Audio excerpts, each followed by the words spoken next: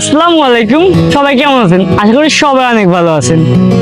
আজকে চলে যাচ্ছি মিরপুর একে জাতীয় চিড়িয়াখানায়। তো চলুন আপনাদের সাথে আমার এই জার্নিটার গল্প শেয়ার করি, কিভাবে এবং কোথা থেকে আমি রওনা দিই।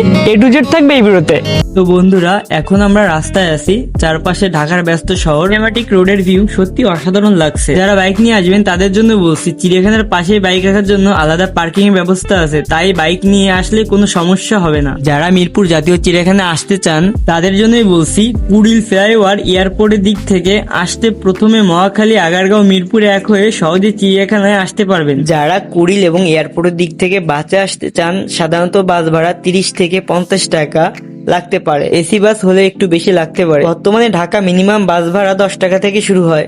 তো গাইস, ফাইনালি চলে আসলাম মিরপুর জাতীয় চিড়িয়াখানায়। ভিডিও শুরুতেই বলেছিলাম পার্কিং এর জন্য খুব সুন্দর জোন আছে। এখানে এসে দেখি লোকজনের অনেক ভিড়, সবাই ফ্যামিলি আর ফ্রেন্ড নিয়ে ঘুরতে এসেছে। পুরো জায়গাটা অনেক জমজমাট লাগছে। এই গরমে ঠান্ডা শরবত না খেলে কি আর হয়, তো এক গ্লাস ঠান্ডা শরবত নিয়ে একটু চিল করছি। সত্যি বলতে অনেক রিল্যাক্স লাগছে। তারপরে চোখে পড়লো একটা পাঞ্চ মেশিন, ভাবলাম একটা পাঞ্চ মেরে দেখি কত স্কোয়ার আসে। চলো বন্ধু, একটু ফান করা যাক।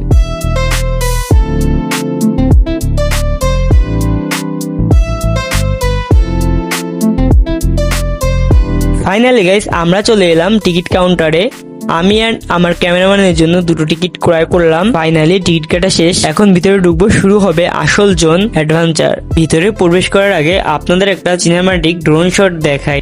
উপর থেকে পুরা মিরপুর জাতীয় চিড়িয়াখানার জোনের ভিউটা সত্যি অসাধারণ লাগছে, মনে হচ্ছে আফ্রিকা জঙ্গল। ফাইনালি গাইস, এখন চলেন আমরা ভিতরটা ঘুরে দেখে আসি ভিতরটা কতটা অ্যামেজিং লাগছে। ভিতরে ঢুকতেই অনেক সুন্দর পরিবেশ, চারদিকে গাছপালা আর ফ্রেশ একটা বাতাস। চিড়িয়াখানায় ঢোকার পরে প্রথমে চোখ পড়লো পরিচালকের কার্যালয়, আর একটু সামনে গেলেই দেখা যাবে একটি ম্যাপ। গাইস, আপনারা যদি ম্যাপটি ভালো করে পর্যবেক্ষণ করেন তাহলে কোথায় কোন বন্যপ্রাণী রয়েছে খুব সহজেই দেখতে পাবেন। গাইস, এখন আমরা চলে এসেছি বানরের অংশে। দেখতেই পাচ্ছেন এরা কত দুষ্টুমি করছে, এক গাছ থেকে আরেক গাছে লাফালাফি করছে। ছোট বাচ্চারা অনেক এনজয় করছে। গাইস, একটা লোক বানরের সাথে অনেক দুষ্টুমি করছে এবং গ্রিল বেয়ে উঠে উপরে বানরকে চকলেট দিচ্ছে। বানরটিও খুব সুন্দরভাবে চকলেটটি গ্রহণ করলো এবং চকলেটটি খোসা ছাড়িয়ে খেয়ে ফেললো। সারস ক্রেন সাধারণত জোড়ায় থাকে এবং তাদের জোড়া অনেক সময় সারা জীবন টিকে থাকে। গাইস, এটা হলো হাড়গোলাপ পাখি, পরিবেশ পরিষ্কারে সাহায্য করে কারণ এরা মৃত প্রাণীকে খেয়ে ফেলে। গাইস, কালো গলার বক সুনামগঞ্জ হাওড় এলাকায় দেখা যায়। গাইস, এখন আমরা যে সাইডে আছি এটা হলো আনসার ক্যাম্প।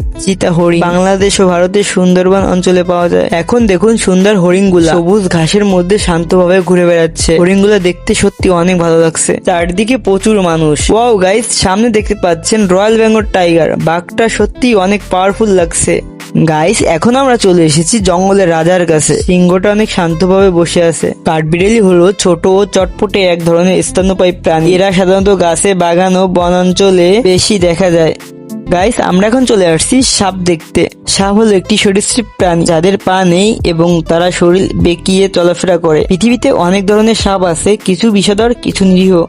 গাইস, তোমরা দেখতেই পাচ্ছ এরা একটি রোমান্টিক মুডে আছে। প্রেমের কি স্বাদ বলো যদি কাটা না থাকে। গাইস, আমরা এখন চলে আসছি ময়ূরের কাছে। ময়ূর বৃষ্টি আসলেই নাচে, অনেকে বিশ্বাস করে। গাইস, একটি ইন্টারেস্টিং বিষয় হলো ময়ূর ভারতের জাতীয় পাখি। এখন গাইস, আমরা চলে আসছি জলহস্তির কাছে। দেখুন গাইস, জলহস্তি কিভাবে পানির ভিতরে ভেসে থাকে, দেখতেও খুব গুলুমুলু লাগতেছে। গাইস, এই জোনটা ঘুরতে ঘুরতে আমার পা আর চলতেছে না বলতে গেলেই চলে। তারপরে সিঁড়ি বেয়ে উপরে উঠতেছি নতুন কিছু দেখার আশায়। দেখি চলুন গাইস, উপরে কোন প্রাণীটি দেখতে পাই আমরা। ওয়াও গাইস, ক্যাঙ্গারু কত সুন্দর দেখতে। গাইস, আমরা এখন চলে আসছি পাখির জগতে। রঙিন টিয়া, ময়ূর আরো অনেক সুন্দর সুন্দর পাখি দেখতে পাচ্ছি। গাইস, আমরা এখন যে পাখিটি দেখতেছি এটা হলো ঈগল এবং এখানে আরো অনেক প্রজাতির পাখি আছে। চলুন গাইস, ঘুরে ঘুরে দেখা যাক। তবে গাইস, পাখিগুলোর ডাক শুনলেই সত্যি অনেক ভালো লাগে। গাইস, ক্যাঙ্গারু হলো অস্ট্রেলিয়ার একটি বিখ্যাত প্রাণী, মার্সুপিয়ান, থলিযুক্ত স্তন্যপায়ী প্রাণী।